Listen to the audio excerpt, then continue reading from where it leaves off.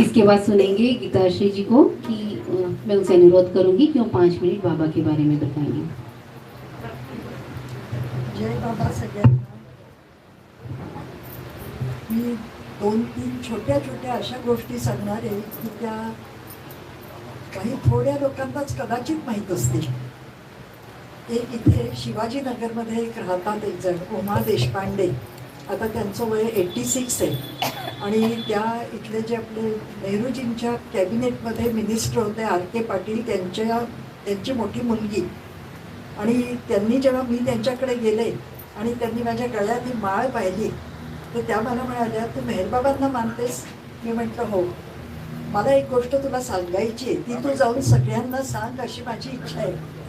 तर त्या म्हणाल्या की मलाही मेहरबाबांना मी माहीत नसताना म्हणजे मला काही माहीत नसताना त्यांनी माझी मदत केली आहे. ही गोष्ट आहे 79ची. त्यांच्या लहान मुलीकडनं अमेरिकेतनं त्या येत होत्या. त्या अमेरिकेतनं येत होत्या. त्या दिवसात सॅन फ्रान्सिस्कोला एअर इंडियाच्या फ्लाईट्स जात नव्हत्या. तर त्यामुळे त्या तिथून न्यूयॉर्कला आल्या आणि न्यूयॉर्क ते मुंबई त्यांच्याकडे तिकीट होतं. पण तिथे काहीतरी गडबड झाली आणि तिथे काउंटरवर त्यांना सांगितलं की तुम्ही $40 भरा, तेव्हाच तुम्हाला आम्ही गेट पास देऊ. तर त्या खूप घाबरून गेल्या. त्या काही हे दिवस नव्हते असे काही जीपे करा किंवा काही फोन्स वगैरे. तर त्यांना काही सुचेना की आता इथे आपली कोणाशी ओळख नाही, आपण करणार काय. तर त्या म्हणाले मला अक्षरशः त्या घाम फुटला एअरपोर्टला आणि रडू यायला लागलं. तर कोणीतरी तिकडून एक मुलगी आली, ती त्या सेम फ्लाईटमध्ये जाणार होती.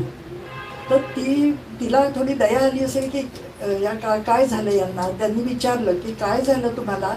तर त्यामुळे अशीची गडबड झाली. मला असं वाटलं की आता तिकडे गेल्यावर हे डॉलर काही कामाचे नाही. तर माझ्याजवळ फक्त $10 आहेत आणि तिकीट आहे. पण आता मला ते लोक बोर्डिंग द्यायला तयार नाही. $40चा प्रश्न आहे. मग त्या मुलीला म्हणाले तू कुठे चालली आहेस. तर ती म्हणाली मी पण मुंबईच्या त्याच फ्लाईटमध्ये आहे. तर त्या म्हणाल्या की कुठे, तिथे कुठे. तर ती म्हणाली मी मेहरबाबांच्या मेहराबादला चालले. मेहरबाबा म्हटल्याबरोबर उमाताईंनी सांगितलं की आम्ही C.D. देशमुखांना ओळखतो. तर गंमत अशी की त्या म्हणाल्या की आम्ही C.D. देशमुखांच्याच निमंत्रणावरनं मी चालले. आणि ही गोष्ट 79ची आहे. त्या मुलीचं नाव इस्थर मॅटिसन. आणि त्या मुलींनी मग यांचे पैसे भरले. तर त्या म्हणाल्या अशा प्रकारांनी मेहरबाबांनी माझी मदत केली आहे. मग इथे आल्यावर त्यांनी तिला पैसे दिले. तिला रिक्वेस्ट केली की तू नागपूरला ये, मी तुला सेवाग्राम वगैरे फिरवून आणीन गांधीजींचं. पण ते जमलं नाही. पण त्या म्हणाल्या की तिच्यामुळे म्हणजे C.D. देशमुखांमुळे माझी ही मदत झाली. त्यानंतर आणखी एक गोष्ट, मला मीरा काळे भेटल्या. आता इतक्यात त्यांचा माझा चांगला संपर्क झाला आहे मागच्या वर्षीपासून.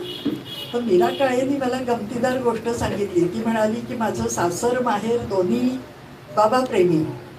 तर म्हटलं तू कशी पोचलीस बाबांकडे. तर तिने सांगितलं की माझ्या आईची गोष्ट आहे की त्यांची परिस्थिती साधारण होती. म्हणून आईने सांगितलं की मी नोकरी धरली आणि वडिलांची मदत केली. आणि त्यांनी मग त्यांच्या लहान बहीण भावंडांची लग्न आधी केली. पण वडिलांना ते खूप खराब वाटत होतं की मोठ्या मुलीचं लग्न झालं नाही आहे. आणि त्या माणसांनी त्यावेळेस असं होतं बायकांना कोणी विचारतही नसत. आणि त्या वडिलांनी त्यांचं लग्न ठरवलं. आणि ते एका अशा माणसाशी की ज्याच्या 2 बायका दिवंगत झाल्या आहेत. आणि त्यांना अजिबात ते वाटत नव्हतं. पण त्यांनी वडिलांसमोर काही म्हणायची हिंमत नव्हती. आणि त्यांच्या शेजारी पंखराज राहत असत. आणि त्यांच्याशी चांगली एक मैत्री होती. पण त्या म्हणाल्या की तसं ते मला पसंत करत होते, मलाही ते आवडले होते. पण आमची दोघांची हिंमत नव्हती. कारण मी CKP जातीची आणि ते ब्राह्मण. म्हणून आम्ही एकमेकांना ह्या नजरेने कधीही पाहिलं नव्हतं.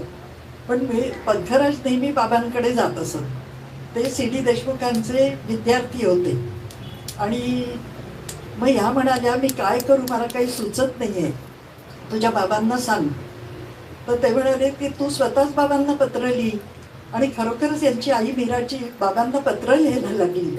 तर बाबांचे तिला उत्तर आलं की माझं तुमच्याकडे लक्ष आहे. मग त्यांनी दुसऱ्या पत्रात ही परिस्थिती लिहिली की असं असं माझ्या वडिलांनी जे लग्न जमवलं आहे ते मला करायचं नाही आहे, पण काय करू. त्यांनी पंखराजला सांगितलं की तिला सांग की तुझं आणि तिचं लग्न होणार आहे. तर त्यांनाही बरं वाटलं, त्यांनी येऊन सांगितलं हिला. पण ती म्हणाली की नाही, आत्ताच माझ्या घरी नाही सांगू आपण, कारण वेळ आहे आपल्याला, लग्न बाबा परमिशन देतील तेव्हाच व्हायचं आहे आपलं. आणि त्यानंतर बाबांनी असं सांगितल्यावर बाबा नवजीवनमध्ये गेले.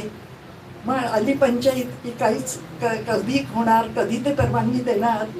आणि त्या काळात बाबा एक दिवसाकरता पुन्हा पूर्व आयुष्य त्यांनी हे करायचं ठरवलं. सगळ्यांना सांगितलं काही राहिलेली कामं करून टाकू.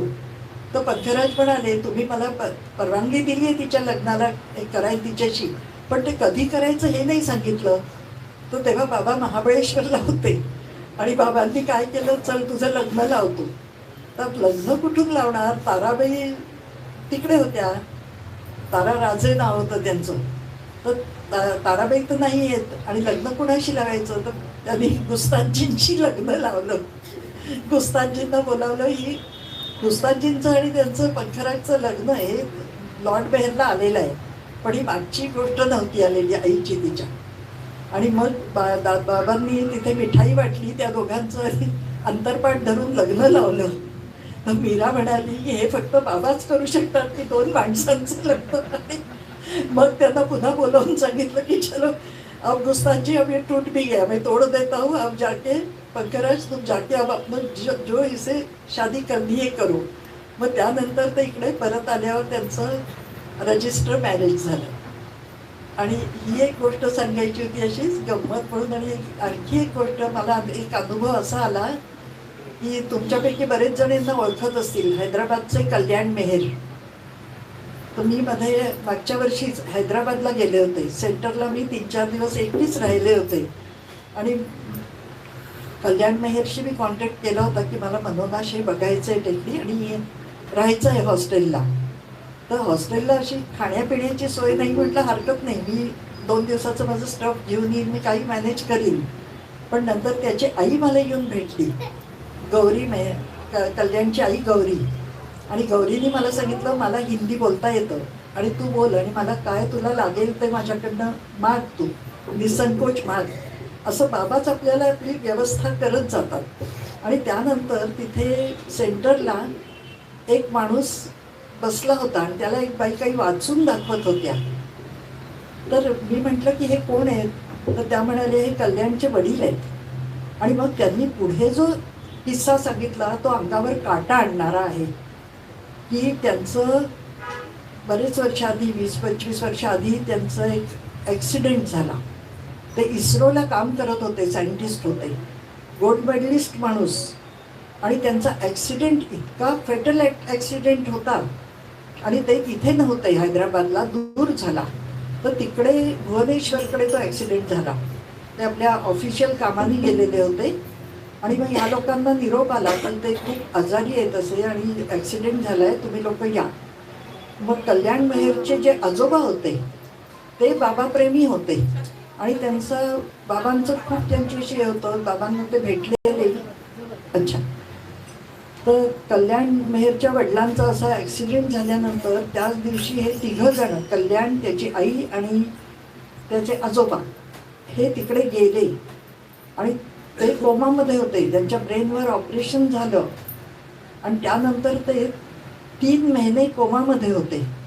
आणि त्या दिवसांमध्ये